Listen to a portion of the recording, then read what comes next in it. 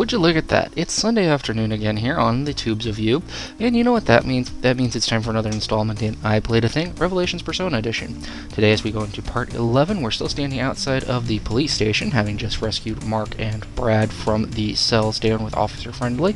They have brought along with them guns, ammo, great big prizes. Oh wait, no prizes, just the metal security card that we're going to need to get into the Seebeck Corporation. Now, of course, having thought this completely through, you can't get into the Seebeck Corporation the easy way. Oh, no, of course not. See, the Seebeck Corporation is right there towards the lower left. It's the pink column building. It looks like a 4-block in Tetris. You can't get in that way. They've established this repeatedly, actually. You have to go in through the factory, just down there in the extreme lower left corner. That's a long walk.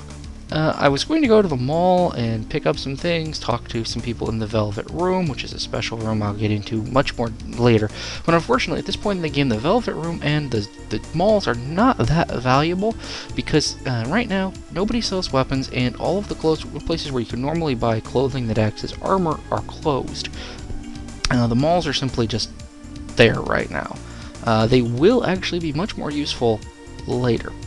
Now, in order to sort of spare you the indignity of me walking all the way to the factory, I'm going to kind of drop out, and I'll be back. I've been actually asked to show a couple of fights this time, so I'm going to show some fight content in the Seebeck, or in the factory, but not a lot, because it really does take up a substantial amount of time, and it's kind of boring. So, pausing the video, I'll be back in a minute. And we've returned. You missed about 10 solid minutes of walking across the cityscape, fighting things here and there. Mary gained a couple of levels, and we actually picked up a Persona card from a group of lizardmen known as Fromans. Successful negotiation there, worked out really well. We are now at the factory. Factory. Let's go inside. Not much to be said. It's a factory. They factor stuff.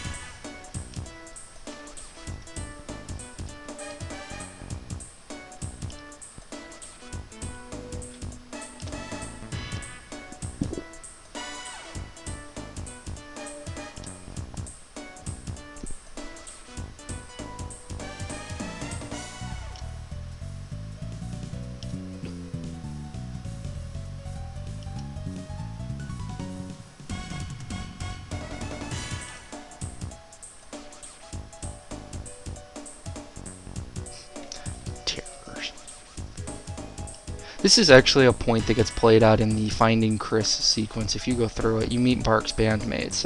We didn't get to because we didn't do that part.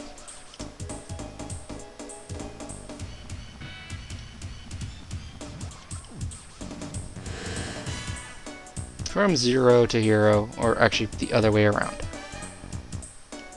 There's a lot of animosity between Mark, Brad, and Nate. It kind of gets tiresome really quick. Stupid is as stupid doesn't. It's forest dump.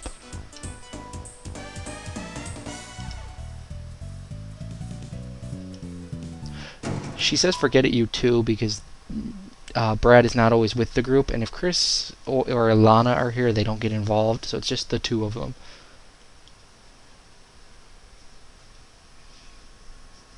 Excuse me, Ellen, not Ilana. That's Ilana. We didn't find Ellen. She's actually tooling around the subways getting killed. But there's no point in going after her. I already have a full party complement.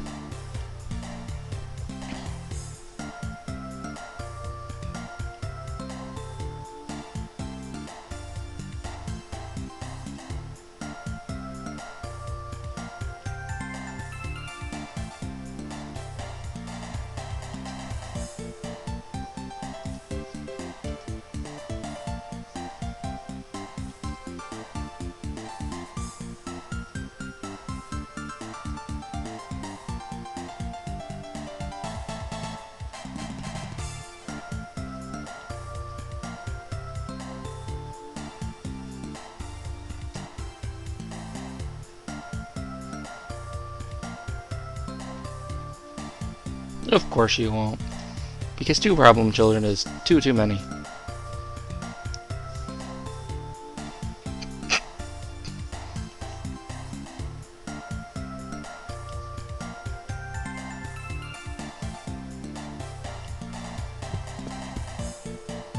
If you're only a 4-party complement and you come here, Alana gets the offer to join on.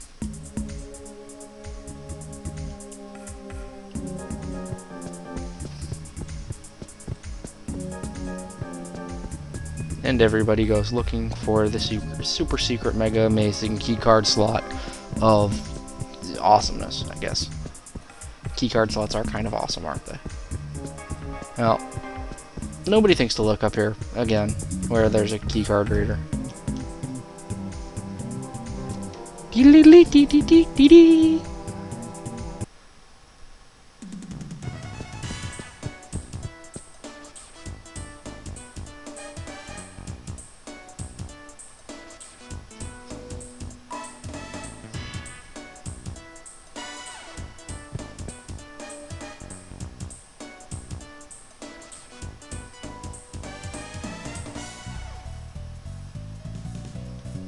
Use it now.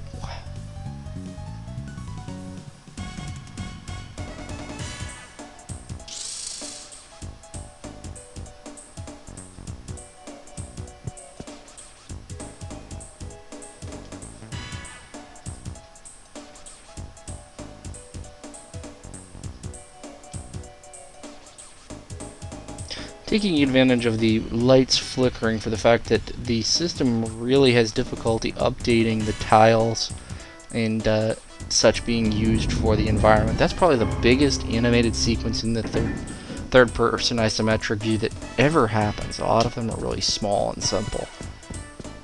It's kind of a weird engine.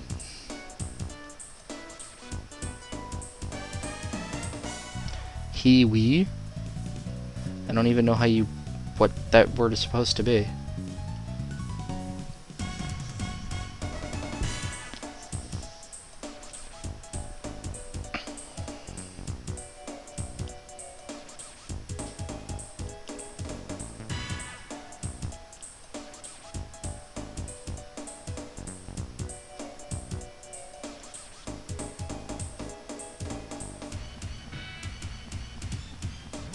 And knowing is half the battle.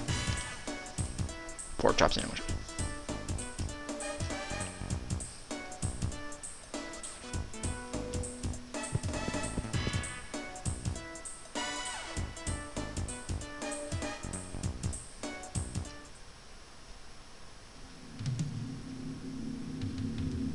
Okay, now we are presently only at the 8-minute mark or so, but what I'm going to go ahead and do is cut us off here, because the next sequence really needs to stand on its own inside of the Seebeck factory. This is probably going to be one of the 2 sequences I do today. The Seebeck factory actually involves a lot of wandering around, and in the interest of not getting killed in the actual Seebeck offices, I'm going to have to run around and power up a lot. So what I'm going to do in the next part is kind of show off the factory, show off a couple of combat sequences, because it's been asked from some of the people who are watching that I go ahead and show people exactly what we're looking at.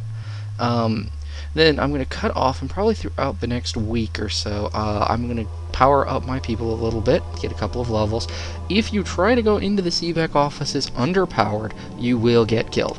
There are some extremely strong enemies in there, a few who have the ability to wipe any character they hit down to 1 hit point, and then follow up with a 1 hit point spell that automatically kills them. You have Guido's henchmen, who are not immune to anything, but they're also not weak to anything, so fighting them can take half an hour at a go. It's kind of crazy. But let's go ahead and make a save state for here. You're not going to get a marker or anything. Save state. And when we return, we'll go into the Seebeck warehouses and factory, and we'll see just what exactly is going on in here, and maybe get the very, very basics of Guido's Deva machine. See you next time.